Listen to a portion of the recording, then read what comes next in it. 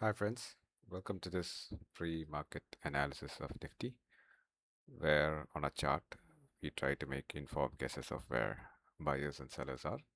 So these are all the lines we drew yesterday, and this is Nifty on a daily time frame. As you can see, Nifty has taken the final, uh, the intraday target that we had set for Nifty. It went way below it. I believe it's because of the expiry day short covering that it dropped much further. So let's, as usual, go and delete all the levels that we drew yesterday and start afresh.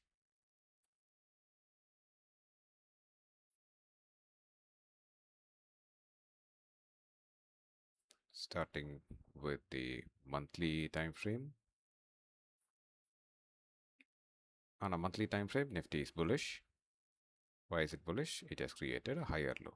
A higher low means buyers are buying have created a higher base than it had previously created. So important levels are previous ATH.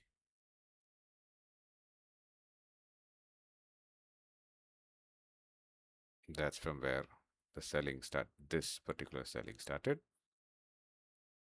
Support level is previous swing high.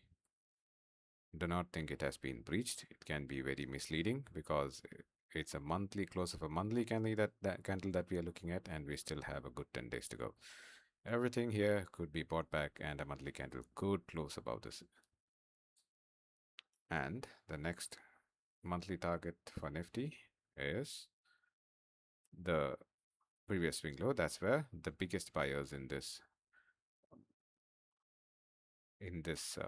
bullish bias sits. So that will be the final target before the bullish bias on a monthly time frame is invalidated. Moving over to the weekly time frame. On a weekly time frame, I was not sure of what the bias is because no highs have been created to validate that sellers are selling at lower levels with confidence. So I would still just keep it not sure. And is there any important target that I need to look for? Well, this is an order block, and the midpoint of that order block would be interesting to watch out for. Is it 25,000? It is not 25,000. It's in fact somewhere 24,900, before which this rally happened. And then this order block was there. Well, let's mark this one red candle as an order block. So how do you mark an order block? We do not mark the whole order block. We mark the midpoint of the body. That's the mean price action zone. Let me mark it with a thinner line so that in an intraday trading scenario, I know what time frame I am looking. What this line is marked on what time frame. So that's 24,950 to be. It's an approximation. 24,950 is a good level to watch out for. That's again on a weekly time frame. Going over to a daily time frame. On a daily time frame, market is bearish. It is still bearish. So it has broken a range that we had drawn on the lower side. So this was the level that was broken. Look out for this level. This level, if it's retested, we could look for a put trade again, or there could be a good buyback from this level, and then there could be a fall again. So if market reaches a major low like this one, what's a major low? There are lows that are higher lows on the left and on the right. So this is a major low. So from major lows, there could be serious buybacks that happen unless the market is like really weak. But I'm expecting some sort of pullback from here to this level again, perhaps. We have a flat top here and a monthly level here. So a buyback to this level, and then it could fall to the next target here. So that's what we are looking at. That's again on this the story on a daily time frame. On a 4-hour time frame, this is a swing high. This is a lower swing high and then the fall. So it is bearish.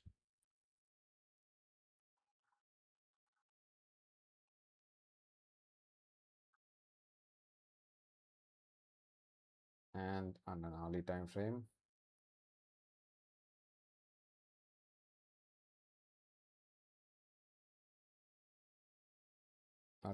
it was bearish and it is still bearish. So this is a swing high and this is a swing high. So we are creating lower highs. Continuously creating lower highs is when you say it's got a bearish bias. So the next target here on an hourly time frame is this.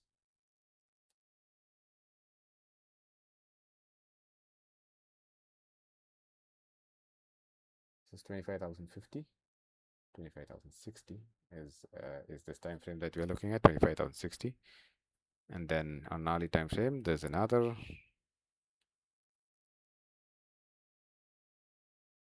target here that's 25,000, 10, 25,000, 25,050 if you go by the round figures.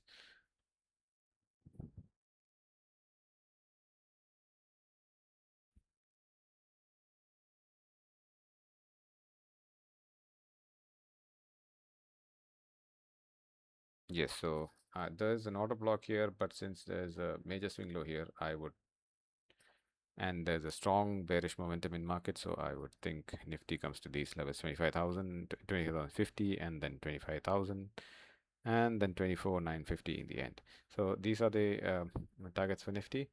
But as I said, this large movement that happened after 3 o'clock today could be because of short covering, and so it could short covering in the sense when I say it's not in futures, it's in options that you're talking about, who had shorted puts.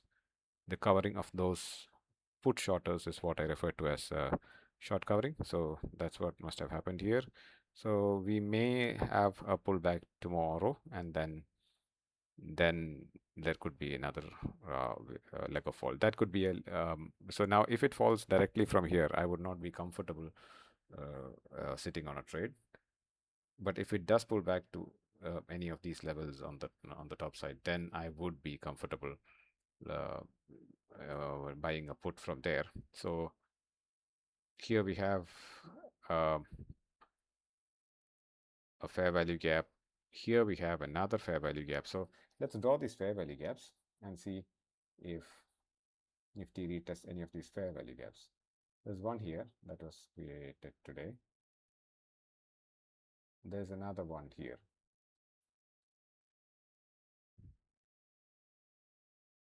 So there are these two fair value gaps that we can watch out for tomorrow. Sorry,